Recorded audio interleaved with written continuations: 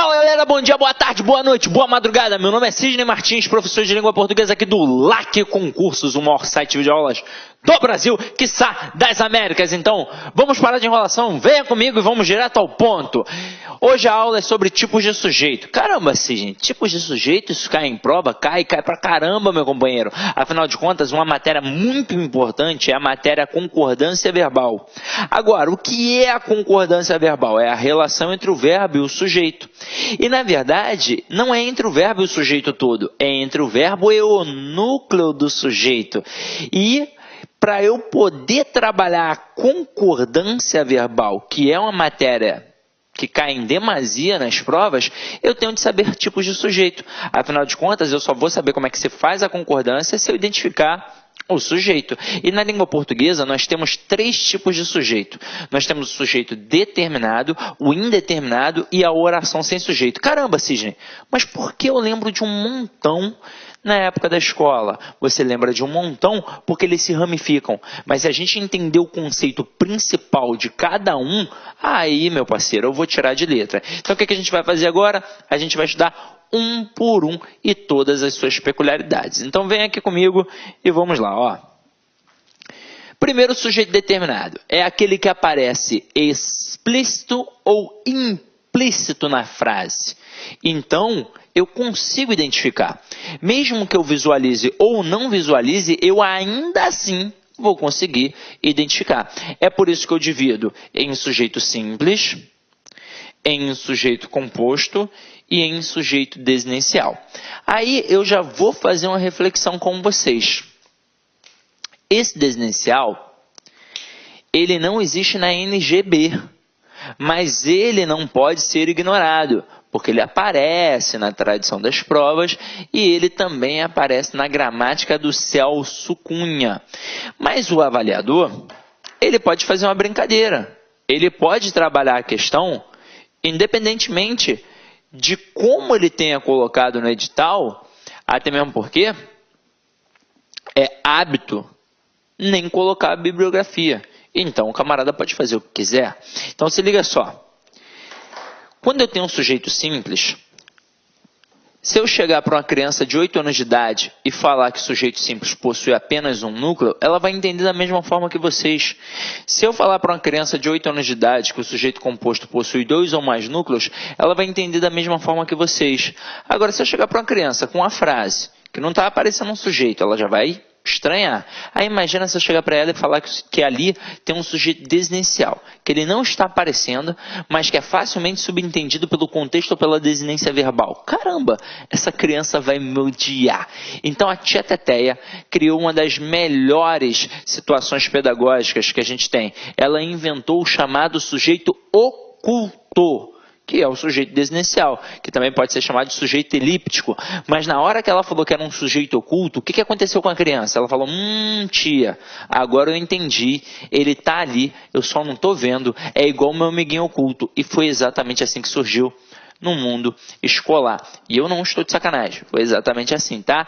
Só que agora a gente vai ver um por um, entender todas as suas nuances, todas as suas peculiaridades. Então venha comigo, ó. Olha essa frase. Um galo sozinho não tece o amanhã. Vamos descobrir quem é o sujeito. Para descobrir quem é o sujeito, eu sempre procuro primeiro pelo verbo. Eu não olho para os substantivos primeiro, eu olho para o verbo. E aí eu vou fazer a pergunta ao verbo. Sempre quem ou que, para saber quem é o sujeito. Só que aí reparem que nesta frase existe uma palavra negativa acoplada ao verbo tecer. Então, a palavra também vai entrar na pergunta. Então, quem ou que não tece amanhã? Aí a resposta, um galo sozinho. Tudo isso é o meu sujeito. Agora, quem sempre vai ser o núcleo do sujeito? O substantivo sem a preposição. Então, o núcleo é a palavra galo. E quem verdadeiramente concorda com o verbo? É o núcleo do sujeito. Então, como o núcleo está no singular, o verbo fica no singular. Até aí, tudo bem? Agora, ao colocar Pedro e Bino consertaram um caminhão, eu vou procurar o verbo. E aí eu vou perguntar a ele quem é o sujeito. A pergunta, ó, Observa, o verbo está no plural, mas a pergunta é no singular. E como assim, Sidney? Está de sacanagem? Não, estou falando sério. Porque você ainda não fez a pergunta, você ainda não viu quem é o referente. Então pode ser que seja uma pegadinha do avaliador. Então você vai perguntar, quem ou o que consertou o caminhão? Aí você vai ter como resposta, Pedro e Bino. Aí agora você vai observar que tem dois núcleos, tanto Pedro quanto Bino. Então, como tem dois núcleos, o verbo obrigatoriamente tem de concordar com os dois núcleos. E se ele concorda com os dois núcleos, obrigatoriamente vai ficar no plural. Então, realmente a frase está correta. Pedro e Bino consertaram o caminhão. Agora, e se eu botar assim, ó? Os policiais prenderam um assaltante. Aí eu pergunto, quem é o sujeito? Aí você vai achar o verbo e vai perguntar a ele, quem é o sujeito? Então, aqui o sujeito é o termo os policiais. Aí eu pergunto, quem é o núcleo do sujeito? Policiais. Aí agora, sujeito simples ou composto? Simples, sem sombra de dúvida. Ah, Sidney, mas não tem uma porrada de policial? Tem, mas quando eu falo que o sujeito é simples porque possui apenas um núcleo, é porque possui apenas uma palavra como núcleo. Não importa se está no singular ou no plural. Isso não influencia na classificação do sujeito. Isso influencia na concordância verbal. Porque se o núcleo do sujeito está no singular, o verbo fica no singular. Se o núcleo do sujeito está no plural, o verbo fica no plural. Tranquilo? Então vamos lá, que sujeito simples e foi. Agora olha o próximo, que interessante. Sujeito desinencial. Olha a frase. É nesta sala escura e fria, né? Não, perdão, é nesta sala retirada e escura que vamos introduzir o leitor. Quem é que vai introduzir o leitor? Nós. Então eu consegui descobrir pela desinência número pessoal. Então nada mais justo que chamar de sujeito desinencial. Agora, nada impede o avaliador de, na sua prova, trabalhar ou a visão escolar ou a visão da NGB. Quando ele trabalha a visão da NGB, ele não tem como trabalhar o sujeito desinencial. Ele vai trabalhar apenas o simples e o composto. Detalhe, não é a visão apenas da NGB, é a visão de alguns gramáticos, como por exemplo o Segala, ele tem a visão da NGB. Mas outros autores já têm uma visão mais escolar, como por exemplo Celso Cunha. Mas, tendo em vista que o cara pode fazer o que ele quiser, e ele realmente pode fazer o que ele quiser, ele pode, quer saber, hoje eu vou trabalhar só a NGB, hoje eu vou trabalhar a visão do Celso Cunha. Aí você vai olhar e, caramba, o que eu faço? Você tem de ser esperto e olhar para a questão e identificar a intenção deste avaliador, caso ele queira trabalhar em cima disso daqui. Porque se ele quiser trabalhar em cima da NGB, ele vai botar assim, ó, na oração que foi citada, nós temos que tipo de sujeito? Aí ele vai botar letra A, simples. Letra B, composto. Letra C, oração sem sujeito. E letra D, indeterminado. Então vamos lá. Primeiro de tudo, quando está lá no edital, concordância verbal, isso já mostra que o cara pode cobrar tipos de sujeito. Ele pode cobrar. Ele pode cobrar. E se ele quiser, ele vai cobrar. Agora, como ele vai cobrar? Meu irmão, ele pode cobrar de diversas formas. Se ele for trabalhar com isso daqui e quiser fazer uma pegadinha, ele vai fazer. Mas e aí, tá errado, não sei o quê. Meu irmão, tem que estar preparado para tudo. Então, se ele bota isso daqui, a resposta é sujeito simples. Veja que ele não colocou o sujeito oculto, ele não colocou o sujeito desinencial. Ele está mostrando que nessa questão, ele quis trabalhar de acordo com a visão da NGB. O que é NGB? É a norma gramatical brasileira. E na norma gramatical brasileira, quando se fala de sujeito determinado, só tem o simples e o composto. E na hora que você identifica o nós, quantas palavras tem aqui? Uma. Então, sujeito simples.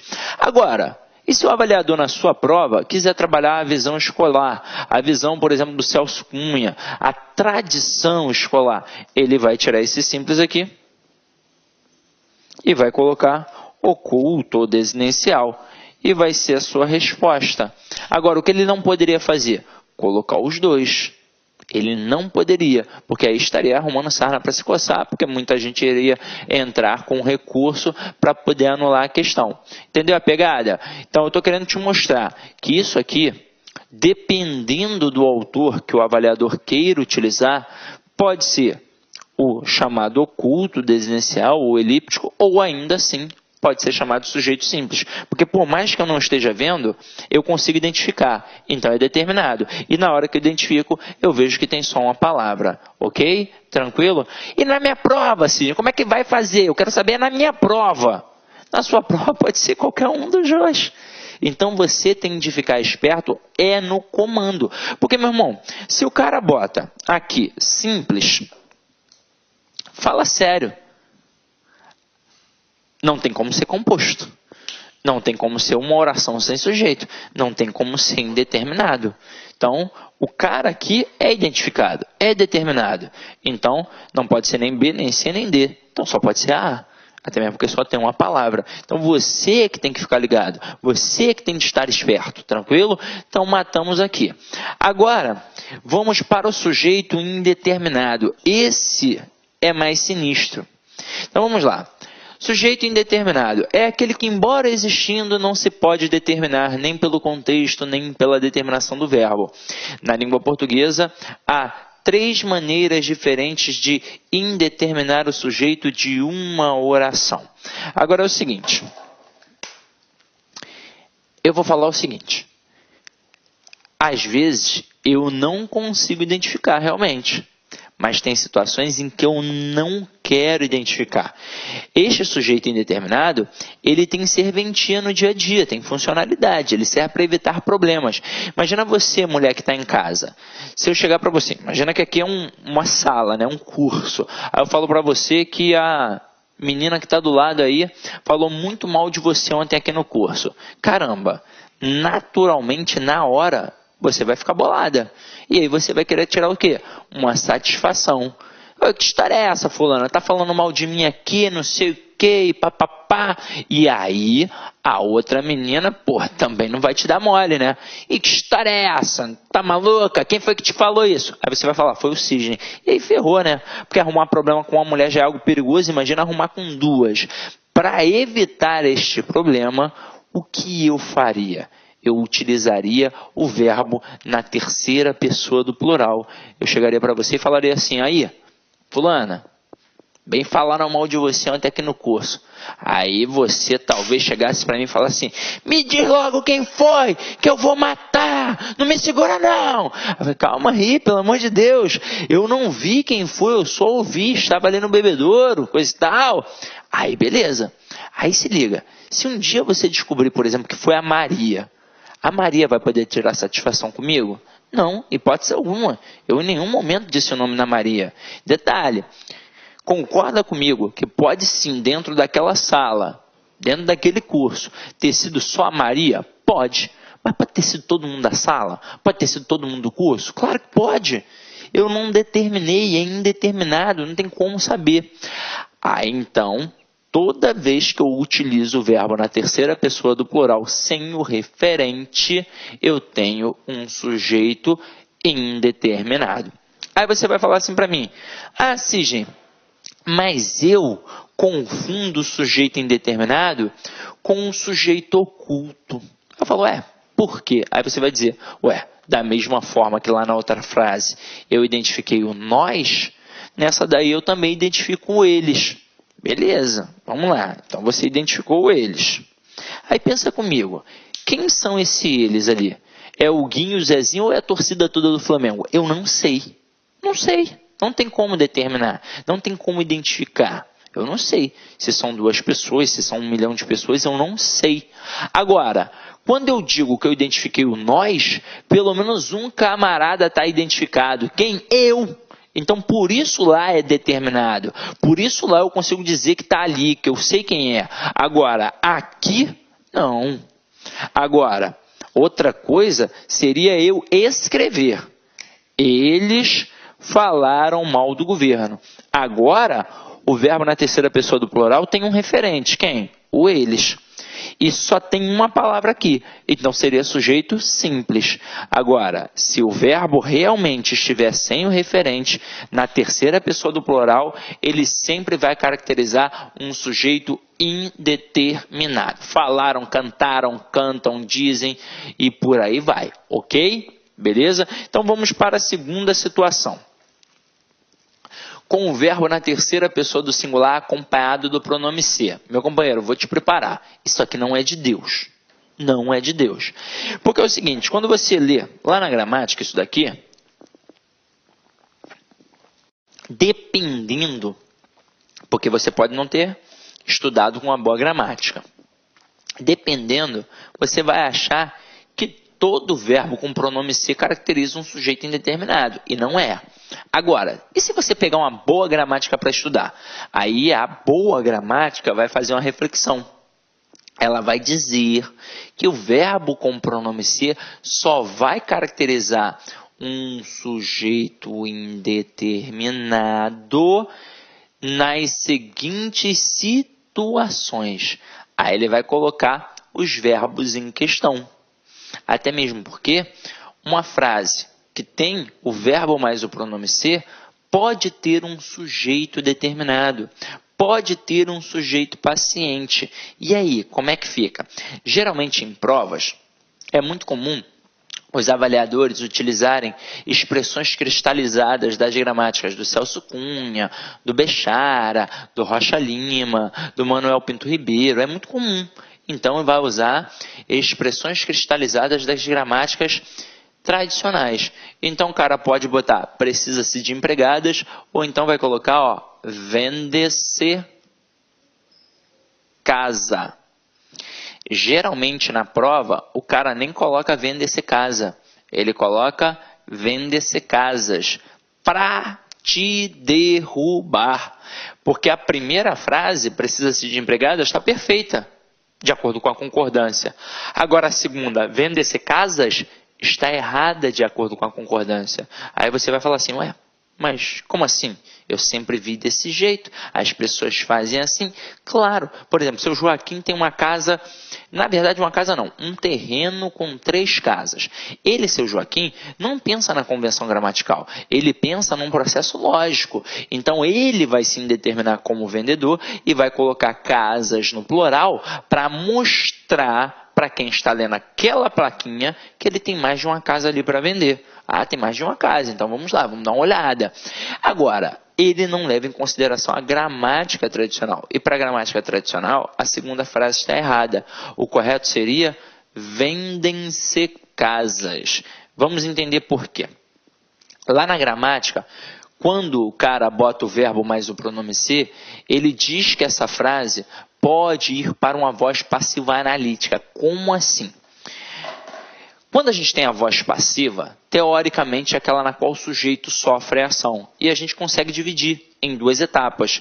Eu tenho a voz passiva sintética, que é menor, composta de verbo mais o pronome ser, tanto é que eu posso chamá-la de voz pronominal, e eu tenho a voz passiva analítica, que é maior, composta de uma locução verbal, em que eu terei um verbo auxiliar, que vai ser o verbo ser, e um verbo principal, que será um verbo no particípio. Então, basicamente, o que a gramática pediu para o aluno fazer? Pediu para transformar a estrutura pronominal numa locução verbal. Vocês vão ver que na primeira frase é impossível. É impossível dizer de empregadas são precisadas, por 2 motivos. Primeiro, que eu alteraria completamente o sentido do enunciado. Quando eu digo precisa-se de empregadas, eu sei que alguém está precisando de uma empregada para poder trabalhar, seja numa casa ou numa empresa. Agora, se eu falar de empregadas são precisadas, poxa, parece que tem um monte de empregada passando fome, necessidade, é ou não é? Agora, o segundo e principal motivo, eu jamais poderei ter um núcleo do sujeito preposicionado. Então já vai a dica, se tem verbo mais pronome ser e depois aparece uma preposição, meu irmão, já não é sujeito, não tem como. Agora, Olá, meus amigos, minhas amigas, sou o professor Luiz Antônio de Carvalho e estou aqui para fazer um grande convite para você, você que vai prestar o concurso da Secretaria de Estado de Educação da Paraíba 2017. Nós aqui do Lá Concurso, nós preparamos um super curso online, um curso online com quase 100 videoaulas por apenas 10 parcelinhas de R$20, o melhor custo-benefício do mercado. E com a qualidade desse professor que você acabou de assistir, essa pequena aula aí, um trecho de uma aula demonstrativa para vocês conhecerem a qualidade dos nossos professores aqui do Lá Concursos. Valeu, galera! Então, espero vocês. Já ia esquecendo, se você deseja esse material de apoio do professor dessa videoaula, clica aqui embaixo, nós temos um link que você pode fazer o download desse material gratuitamente no site do Lá Concursos. Bacana, pessoal? Então, espero vocês no nosso grande curso do Personal Coach, Lá Concurso, Secretaria de Estado de Educação da Paraíba, cargo de professor 2017. Forte abraço, espero vocês. Fui, tchau!